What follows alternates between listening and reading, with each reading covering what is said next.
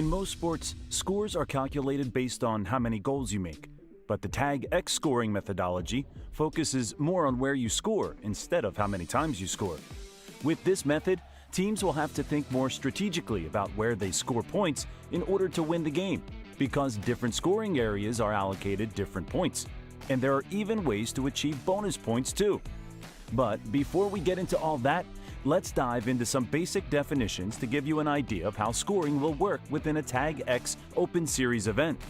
There are 4 key elements involved in tallying points of a game: game score, brackets, ranking score, and X points. The game score is based on a combination of tries and conversions.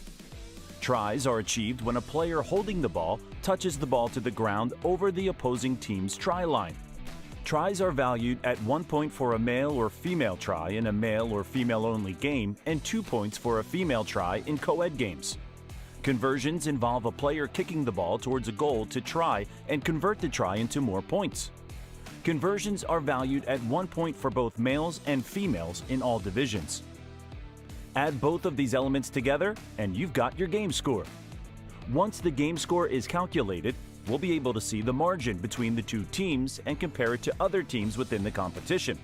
This is what will determine which bracket the team is placed into and the extra points they receive. Here's an example to help you out. Let's say there are 2 games going on, blue versus red and green versus yellow. If the blue team had a game score of 8 and the red team had a game score of 12, the margin would be a total of 4 points. If the green team had a score of 5 and the yellow team had a score of 11, the margin would be 6 points. The latter set of teams has a higher margin, so the yellow team would get the most points, followed respectively by the red, blue, and green teams. The green team receives the lowest score because they had the largest margin of loss. Basically, the teams who won will be awarded higher points than the teams that lost because of the higher margin. You can see in this table how the bracket points are applied. Note, while an 8-team league is standard, it's important to keep in mind that bracket points for 4- and 6-team leagues may vary slightly. The ranking score is calculated from several in-game elements, including the game score result and areas of the field where tries and conversions were made. Ranking scores are applied after the game within the TagX scoring system. With this scoring method, different sections of the try line are allocated different points. For example, instead of getting 1 point for scoring anywhere along the try line, you'll get 3 points if you score in the middle, 2 points if you score in the left or right-hand corner, and 1 point for scoring in the standard try zones. Here's a table to help you out. The first element awards points to teams based on whether or not they won, lost, or tied. Next, there are 5 different scoring options for tries and 3 for conversions. The final element factors in whether or not a team has won the first or second half of the game based on the tries and conversions within each half. For every game played within an Open Series event, an X challenge is applied. An X challenge is a challenge with multiple legs set for each game within a series. Teams must achieve these legs to earn more points for the game. For example, one type of X challenge could be for a team to score 1 try in the left corner scoring box, 1 right standard box try, and kick 1 middle conversion. If a team is successful achieving the challenge, 10 additional points will be applied to the team's overall score. Moreover, if the team completes the X challenge legs in the order they are listed, then they will also receive an additional 15 points. These are called X points.